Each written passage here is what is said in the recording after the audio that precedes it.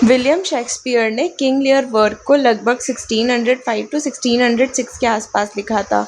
ये वो समय था जब इंग्लैंड में किंग जेम्स का रूल था और लोग राजशाही, पावर और सक्सेशन के इश्यूज को लेकर बहुत सोचते थे। शेक्सपियर ने एक पुरानी ब्रिटिश लेजेंड को भी बेस बनाया था और उसमें अपनी इमेजिनेशन, फिलोसफी और ह्यूमन साइकोलॉजी जोड़कर किंग लियर क्रिएट की थी।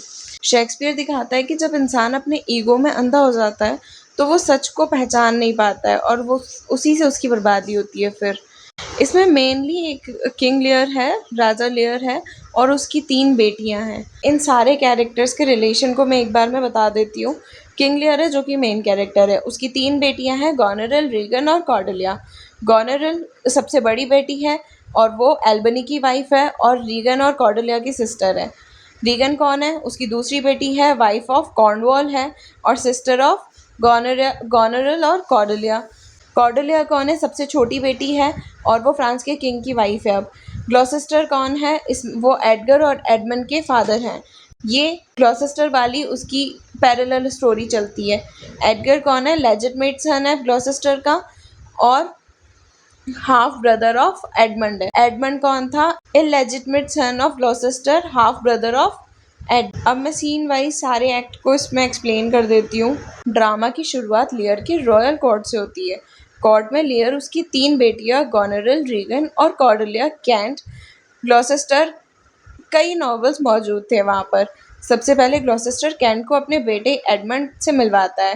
ग्लॉसेस्टर थोड़ा मजाक करते हुए बताता है कि एडमंड उसका इलेजिटमेट बेटा है। एडमंड ये सब चुपचाप सुन रहा होता है।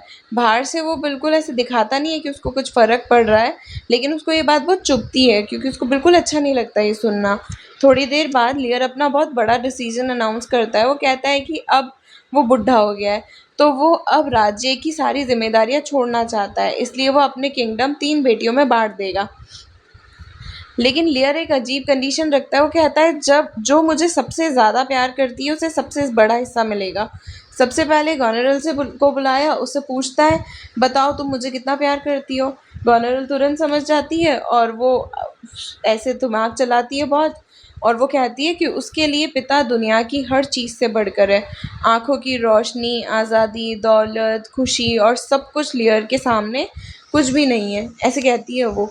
लियर खुश हो जाता है, उसे किंगडम का एक बड़ा हिस्सा दे देता है।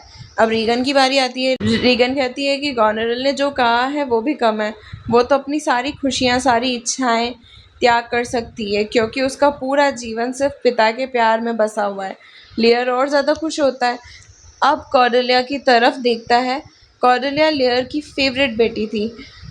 लियर को पूरा भरोसा था कि सबसे ज़बरदस्त स्पीच कॉर्डेलिया देगी, लेकिन कॉर्डेलिया ने अपने मन में सोच रखा था कि वो सच ही बोलेगी, वो झूठ नहीं बोलेगी बिल्कुल भी, खुद को प्रूव करने के लिए, उसके प्यार को प्रूव करने के लिए।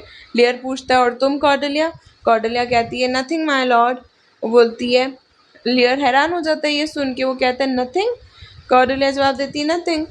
लेयर समझ नहीं पाता है कि वो ऐसे क्यों बोल रही है। कॉर्डेलिया फिर समझाती है कि वो अपने पिता से उतना ही प्यार करती है जितना एक बेटी को करना चाहिए, ना उससे कम ना उससे ज़्यादा।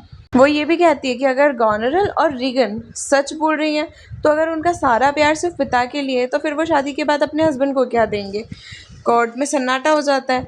लेयर का ईगो भी बिल्कुल टूट जाता है। उसको ऐसे लग रहा था ना पहले तो कॉर्डेलिया सबसे अच्छे से बोलेगी, लेकिन नहीं बोला उसने, सबके सामने उसकी इंसल्ट हो गई। गुस्से में वो कॉर्डेलिया को अपनी बेटी मानने से ही इनकार कर देता है। तब कैंट बीच में बोल पड़ता है। कैंट लियर का सबसे लॉयल आदमी था। वो कहता है महाराज आप गलती कर रहे हैं, कॉर्डेलिया सच बोल रही है। लियर को समझ नहीं आता और उसको अच्छी भी नहीं लगती ये बात बिल्कुल भी। कैंट फिर समझाता है कि गोनेरिल और रीगन की बातें सच नहीं थी, ये जो बोल रही है वो सच बोल रही है, आप सुनो। लेकिन लेयर सुनने को तैयार ही नहीं था। आखिर में लेयर कैंट को भी एग्जाइल कर देता है। अब बर्गंडी और फ्रांस के राजा को बुलाया जाता है। लियर कहता है कि कॉर्डेलिया के पास अब ना प्रॉपर्टी है ना किंगडम है।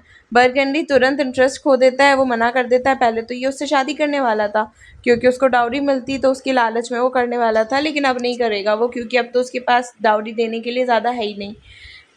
तो फ्रांस का राजा भी हैरान रह जाता है। वो कहता है कि जिस लड़की को थोड़ी देर पहले आप सबसे ज़्यादा प्यार करते थे वो अचानक बेकार कैसे हो गई।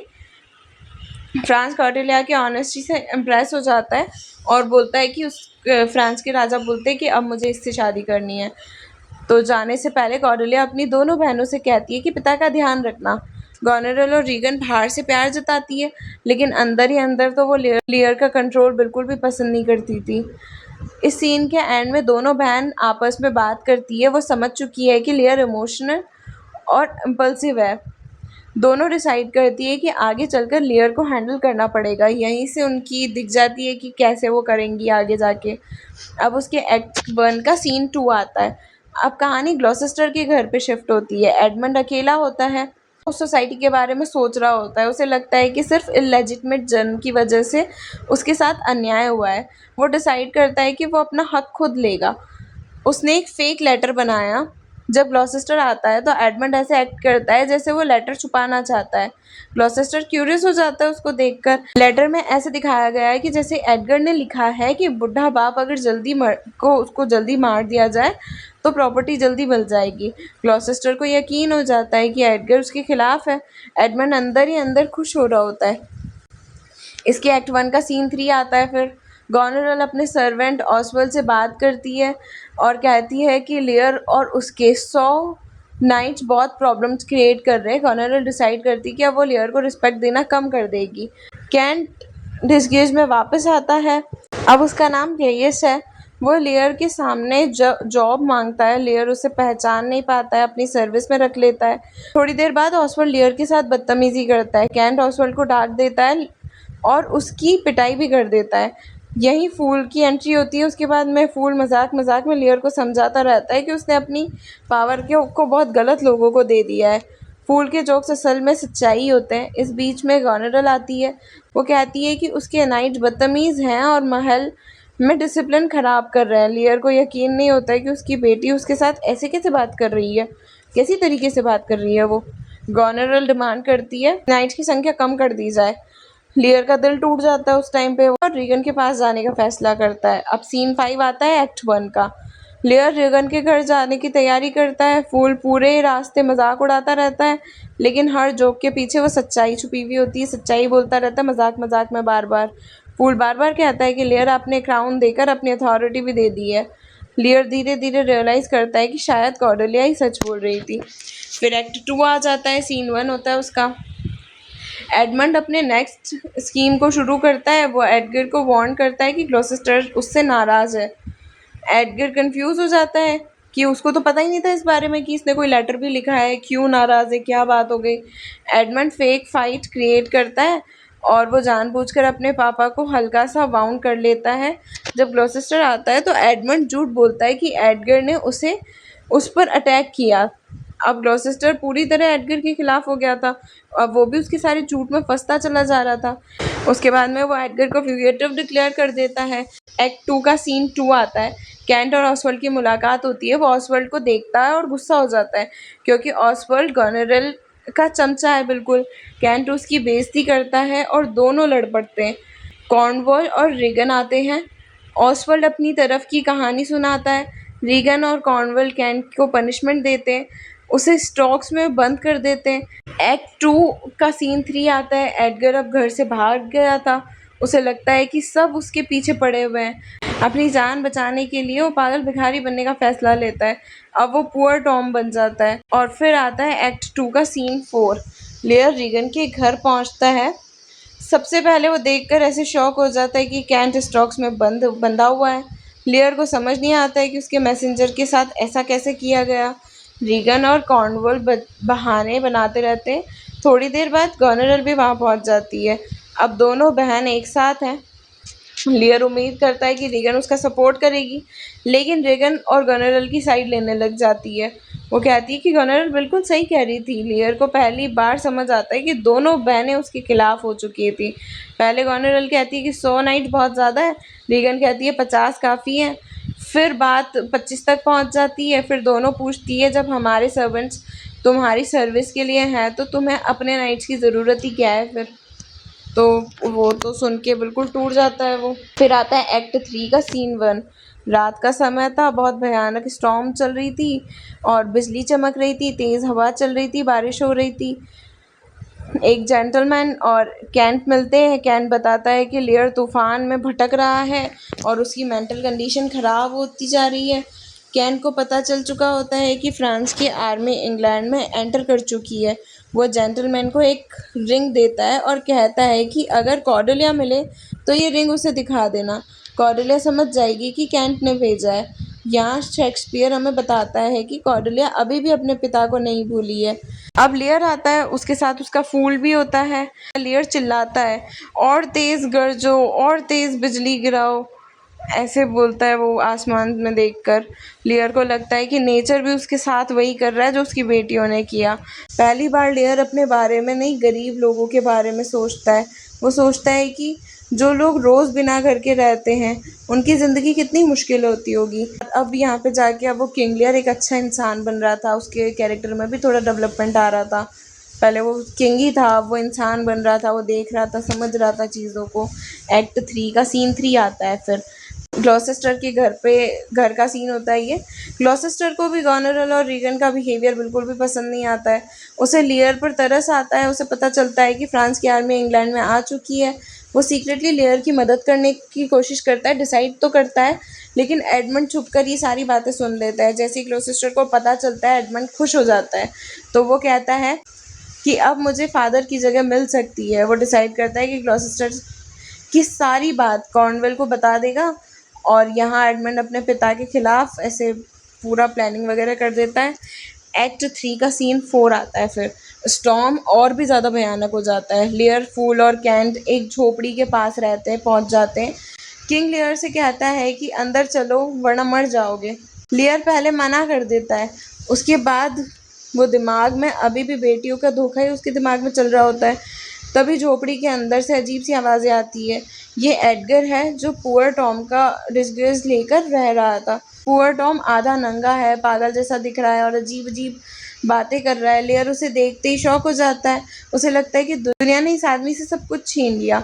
लेयर पूछता है, क्या तुम्हारी बेटियों ने भी तुम्हारे साथ ऐसा किया? पुअर टॉम कुछ उल्टा सीधा बोलता है क्योंकि वो पागल होने का नाटक कर रहा होता है। लेयर पुअर टॉम को ऑलमोस्ट फिलोसोफर की तरह देखने लग जाता है। एक्ट 3 का सीन 5 आता है अब। एडमंड कॉर्नवेल के पास पहुंचता है। वो ग्लॉसेस्टर की सारी सीक्रेट एक्टिविटीज़ बता देता है उसको। वो कहता है कि ग्लॉसेस्टर फ्रांस वालों की मदद कर रहा है और लेयर को बचाने की कोशिश कर रहा है। कॉर्नवेल बहुत खुश होता है। वो एडमंड को रिवॉर्ड देने का प्रॉमिस करता है। लेयर, कैन, फूल और ये सीन 6 है, एक्ट 3 का सीन 6। लेयर, कैन, फूल और पुअर टॉम एक शेल्टर में बैठे हुए रहते हैं। लेयर की मेंटल कंडीशन और ख़राब हो गई होती है। अब वो कुर्सियों और खाली जगहों को जज और क्रिमिनल बना देता है। पुअर टॉम और फूल भी उसका साथ देते हैं। वो उन बेटियों को सज़ा देना चाहता है जिन्हें वो सच में सज़ा नहीं दे सकता। इसी बीच में ग्लॉसेस्टर आता है। वो लियर को वार्निंग देता है कि रीगन और कॉर्नवेल उसे मरवाना चाहते हैं। वो लियर को डॉवर भेजने का अरेंजमेंट करता है। डॉवर वही जगह है जहाँ पे कॉर्डेलिया की आर्मी आ रही थी। एक्ट 3 का सीन 7 आता है। कॉर्नवेल, रीगन और उसके लोग ग्लॉसेस्टर को पकड़ कर आते हैं। ग्लॉसेस्टर को पता भी नहीं है एडमंड ने उसका बिट्रेयल किया, अभी तक भी नहीं पता उसको। कॉर्नवेल उसे पूछता है कि लेयर कहाँ है। ग्लॉसेस्टर जवाब देता है कि उसने लेयर की मदद की है। रीगन और कॉर्नवेल को गुस्से से पागल हो जाते हैं। कॉर्नवेल ऑर्डर देता है कि ग्लॉसेस्टर को कुर्सी से बांध दिया जाए। रीगन उसकी दाढ़ी पकड़कर उसकी बेइज्जती करता है। ग्लॉसेस्टर कहता है कि ये दाढ़ी मेरी उम्र और सम्मान की निशानी है, लेकिन रीगन को कोई फ़र्क नहीं पड़ता है। कॉर्नवेल ग्लॉसेस्टर की एक आंख निकाल देता है। ग्लॉसेस्टर दर्द से बिल्कुल चिल्ला रहा होता है, चीख रहा होता है। तब तक एक सर्वेंट ये सब देखकर बर्दाश्त नहीं कर पाता। वो कॉर्नवेल को रोकने की कोशिश करता है। दोनों में तलवारबाजी होती है। सर्वेंट कॉर्नवेल को घायल कर देता है, लेकिन रीगन सर्वेंट को मार देती है। इसके बाद कॉर्नवेल ग्लॉसेस्टर की दूसरी आंख भी निकाल देता है। ग्लॉसेस्टर पूछता है उस टाइम पे एडमंड कहाँ है, वो मेरी मदद करेगा। तब रीगन हंसती हुई कहती है, एडमंड ही तुम्हारा दुश्मन था, उसी ने तुम्हारी मुखबरी की है। ये सुनकर ग्लॉसेस्टर का दिल टूट जाता है। अब उसको समझ में आता है कि वो गलत था, एडगर ही लॉयल था। जब ग्लॉसेस्टर के पास आंखें थी तब वो सच नहीं देख सका। जब उसकी आंखें चली गई तब उसको सच्चाई दिखी है। वो अकेला टूट चुका होता है, पछतावे से भर जाता है और उसके साथ में एक्ट 3 भी ख़त्म हो जाता है। थोड़ी देर बाद में एडगर वही गरीब आदमी के भेस में वहाँ पे आता है। ग्लॉसेस्टर उसे पहचान ही नहीं पाता क्योंकि उसकी आंखें ही नहीं थी अब तो वो ग्लॉसेस्टर क्या करता है, उस गरीब टॉम से बोलता है कि मुझे डॉवर ले चलो, क्योंकि वहाँ पे वो कह रहा था कि अब उसका जीने का कोई मन नहीं है, अब वो मरना चाहता है। तो एडगर ये सुनकर उसको बहुत बुरा लगता है कि उसके पापा की यह हालत हो गई है। वो डिसाइड करता है कि किसी तरह वो अपने पापा की जान ज़रूर बचाएगा।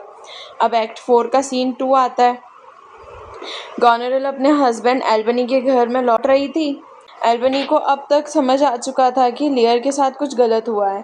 वो गॉनरेल को के लिए बुरा बोलता है, उसको क्रिटिसाइज करने लग जाता है। तो एल्बनी कहता है कि जिस आदमी ने तुम्हें सब कुछ दिया, तुमने उसी के साथ धोखा कर दिया। गॉनरेल को एल्बनी की मॉरलिटी बिल्कुल अच्छी नहीं लग रही थी अब, क्योंकि एल्बनी तो सच्चाई का साथ देने लग गया, सही का साथ देने लग गया, तो गॉनरेल को वो भी अच्छा नहीं लगा। उसका दिमाग एकदम खराब हो गया और अब इस सिचुएशन में, इस पॉइंट पे वो एडमंड को पसंद करने लग गई थी। उसका हस्बैंड एल्बनी उसके लिए ऑब्स्टिकल बन रहा था ना। थोड़ी देर बाद में ना मैसेंजर आता है और वो बताता है कि कॉर्नवेल मर चुका है। याद है मैंने एक्ट 3 में बताया था कि एक सर्वेंट से उसकी फाइट हुई थी और उसमें वो घायल हो गया था, तो उसी इंजरी की वजह से वो मर गया था अभी। और अब रेगन विडो हो चुकी थी। गॉनरेल समझ जाती है कि रेगन भी एडमंड को पाना चाहती है अब, क्योंकि रेगन को भी एडमंड पसंद आ गया था, उसको भी वही चाहिए था। अब यहाँ दोनों बहनों के बीच में वही लड़ाई होने लग गई थी। तो इसके बाद में सीन 3 आता है एक्ट 4 का। ये बहुत छोटा सा सीन होता है। केंट को पता चलता है कि कॉर्डेलिया फ्रांस से वापस आ गई है। जब कॉर्डेलिया ने लियर की हालत सुनी तो वो रो पड़ी थी एकदम। कॉर्डेलिया के लिए अब भी लियर सिर्फ एक किंग नहीं थे, वो उसके पिता ही थे जैसे पहले उसके थे। एक्ट 4 का सीन 4 आता है। फिर कॉर्डेलिया डॉवर में कैंप लगाए हुए है। वो डॉक्टर्स और सोल्जर्स के साथ लियर को ढूंढ रही थी। उसका मकसद किंगडम जीतना नहीं था, उसका मकसद था अपने पिता को बचाना। जब उसे लियर की कंडीशन के बारे में बताया जाता है तो वो बहुत ज़्यादा इमोशनल हो जाती है, रोने लगती है। वो ऐसे बोलती है, मेरे बेचारे पापा। एक्ट 4 का सीन 5 आता है। रेगन और ऑसवर्ल्ड बात कर रहे होते हैं। रेगन को एडमंड पसंद आ गया था। वो ऑसवर्ल्ड से पूछती है कि क्या गॉनरेल और एडमंड के बीच में कुछ चल रहा है। ऑसवर्ल्ड इनडायरेक्टली बताता है कि गॉनरेल सच में एडमंड में इंटरेस्टेड है तो सही। अब रेगन को जेलसी फील होने लग गई थी। दोनों बहनें एक ही आदमी के लिए कंप्लीट कर रही थी। एक्ट 4 का सीन 6 आता है। एडगर ग्लॉसेस्टर को डॉवर ले आता है। वो सिर्फ प्रिटेंड कर रहा है, ग्लॉसेस्टर मरना चाहता है, इसलिए एडगर उसे झूठ बोलता है कि हम क्लिफ के टॉप पर पहुंच गए हैं। ग्लॉसेस्टर प्रार्थना करता है और फिर जंप करने की कोशिश करता है, लेकिन क्योंकि क्लिफ है ही नहीं तो वो बस ज़मीन पर गिर जाता है। तब एडगर अपनी आवाज़ बदलकर एक्ट करता है जैसे कोई आदमी हो। वो ग्लॉसेस्टर से कहता है, आप इतनी ऊंचाई से गिरे हो फिर भी बच गए, ये तो कोई मिरेकल है। ग्लॉसेस्टर को लगता है शायद भगवान भी यही चाहते हैं कि मैं ज़िंदा रहूं अभी। तो उसका सुसाइड करने का इरादा फिर बदल जाता है। वो सुसाइड नहीं करना चाहता। अब लेयर की कहानी फिर से आती है। अब वो पूरी तरह मेंटली डिस्टर्ब हो चुका था। वो अजीब बातें कर रहा था, कभी जस्टिस के बारे में, कभी करप्शन के बारे में, कभी सोसाइटी के डबल स्टैंडर्ड्स के बारे में। ग्लॉसेस्टर उसकी आवाज़ पहचान जाता है। अब वो एक अंधे आदमी और ऑलमोस्ट पागल राजा के साथ में खड़ा हुआ है। दोनों ने सब कुछ खो दिया था अपना। दोनों अपनी गलतियों का एहसास कर चुके थे। और फिर आता है एक्ट 4 का सीन 7। लियर को डॉक्टर्स ने ट्रीटमेंट दे दिया था। अब उसकी मेंटल कंडीशन पहले से बेहतर हो गई थी। लियर धीरे धीरे होश में भी आ रहा था। कॉर्डेलिया उसके पास खड़ी थी। जब लियर आंखें खोलता है तो उसे लगता है कि शायद वो मर चुका है और स्वर्ग में है। उसे यकीन नहीं होता है कि कॉर्डेलिया उसके सामने है। वो कहता है, क्या तुम सच में कॉर्डेलिया हो? तो वो बोलती है, कॉर्डेलिया उसका हाथ पकड़ लेती है और लियर रोने लग जाता है। अब उसका ईगो ख़त्म हो चुका होता है और वो कहता है, मैंने तुम्हारे साथ बहुत बुरा किया है। लियर को लगता है कॉर्डेलिया उसे नफ़रत करती होगी, लेकिन कॉर्डेलिया कहती है, नहीं, मेरे पास आपसे नफ़रत करने की कोई भी वजह नहीं है। जिस बेटी को लियर ने रिजेक्ट किया था वही आज उसका सहारा बनी। जिस बेटी ने सबसे कम बोला था उसने सबसे ज़्यादा प्यार किया। फिर आता है एक्ट 5 का सीन 1। एक तरफ कॉर्डेलिया और फ्रांस की आर्मी है, दूसरी तरफ एल्बनी, रेगन, गॉनरेल, एडमंड उनकी साइड है। एल्बनी को धीरे धीरे समझ आ रहा था कि एडमंड ट्रस्टवर्दी नहीं है। उसे गॉनरेल की एक्टिविटीज़ पर शक है, लेकिन फ़िलहाल सबका फोकस वॉर पर था। थोड़ी देर बाद एडगर अब भेस बदल कर आता है और एल्बनी को एक लेटर देता है। लेटर में लिखा था, गोनेरिल एडमंड के साथ मिलकर एल्बनी को मरवाना चाहती है। एडगर एल्बनी से कहता है, अगर बैटल के बाद ज़रूरत पड़ी तो मैं वापस आऊँगा और साबित करूँगा कि जो लिखा है वो सच है। एल्बनी लेटर रख लेता है। उधर एडमंड अपने मन में एक और डेंजरस प्लान बना रहा होता है। वो सोच रहा होता है कि अगर वॉर जीत गया तो लेयर और कॉर्डेलिया को जिंदा नहीं छोड़ेगा। फिर आता है एक्ट 5 का सीन 2। बैटल शुरू हो चुकी थी। एडगर ग्लॉसेस्टर को एक सेफ जगह पर बैठा देता है। वो कहता है, मैं बैटलफील्ड देख कर आता हूँ। थोड़ी देर बाद एडगर लौटकर बताता है कि फ्रांस की आर्मी हार चुकी है, लियर और कॉर्डेलिया कैप्चर हो चुके हैं। और ये सुनकर ग्लॉसेस्टर दुखी हो जाता है। उसे लगता है कि शायद अब सब खत्म हो जाएगा। एक्ट 5 के सीन 3 में एडमंड जीत जाता है। बैटलफील्ड खत्म हो जाती है, एडमंड जीत जाता है। लियर और कॉर्डेलिया प्राइजनर्स बनकर लाए जाते हैं। कॉर्डेलिया उदास होती है लेकिन लियर सरप्राइजिंगली शांत होता है। वो कॉर्डेलिया से कहता है, हम जेल में भी साथ रहेंगे, लोगों को देखेंगे, बातें करेंगे, प्रार्थना करेंगे, हमें दुनिया की ज़रूरत नहीं है। लियर फाइनली समझ गया था आपकी किंगडम से ज़्यादा इम्पॉर्टेंट रिलेशनशिप थे। लेकिन जैसे ही लियर और कॉर्डेलिया ले जाए जा रहे होते हैं, एडमंड सीक्रेटली ऑफिसर को ऑर्डर देता है। ऑर्डर ये है कि कॉर्डेलिया को मार दिया जाए और उसे सुसाइड जैसा दिखाया जाए। फाइट में एडगर एडमंड को हरा देता है। एडमंड ज़मीन पर गिर जाता है और सबके सामने एडगर बताता है कि वो ग्लॉसेस्टर का लेजिटमेट बेटा है। उसने पुअर टॉम का भेष बदला था। उसने अपने अंधे पिता की मदद की और ये सारा का सारा जो भी किया करा था वो सब एडमंड का किया करा था। और फिर एडगर बताता है कि उसने फाइनली अपनी असली पहचान ग्लॉसेस्टर को बता ही दी थी और ग्लॉसेस्टर की खुशी और दुख इतने ज़्यादा थे कि उसका दिल जवाब दे गया, उसको अटैक आ गया, वो मर गया। और अब एल्बनी गोनेरिल का लेटर भी सबके सामने रखता है। रेगन पहले से ही पॉइजन की वजह से बीमार पड़ चुकी थी। सबको पता चलता है कि गोनेरिल ने जेलसी में रेगन को पॉइजन दे दी थी और गोनेरिल की ये जो साजिश थी वो भी एक्सपोज हो गई थी। थोड़ी देर बाद में खबर आती कि रेगन मर चुकी है और गोनेरिल ने भी सुसाइड कर दिया था। एडमंड अब मरने ही वाला था। पहली बार उसे अपनी गलतियों का एहसास भी हुआ था। वो कन्फेस करता है कि उसने लियर और कॉर्डेलिया को मरवाने का ऑर्डर दिया था और जल्दी वो कहता है कि जल्दी जाओ, शायद अभी भी उन्हें बचाया जा सके। सब लोग दौड़ते हैं और वहाँ देखते हैं कि लियर की बाहों में कॉर्डेलिया की डेड बॉडी पड़ी हुई थी। कॉर्डेलिया की डेड बॉडी को पकड़े हुए लियर का दिल भी टूट जाता है। इतना दुख वो सहन नहीं कर पाता है। आखिरकार वो भी मर ही जाता है। अब एल्बनी चाहता है कि कैंट और एडगर किंगडम संभाले। कैंट कहता है कि उसका समय भी खत्म हो चुका है। आखिर में एडगर बचता है। होप आपको ये अच्छे से समझ आ गया होगा। अगर आपको कोई डाउट है तो आप पूछ सकते हैं। अगर आपके लिए ये वीडियोस यूजफुल हो रही है तो please do subscribe my channel, share my videos. Thank you so much.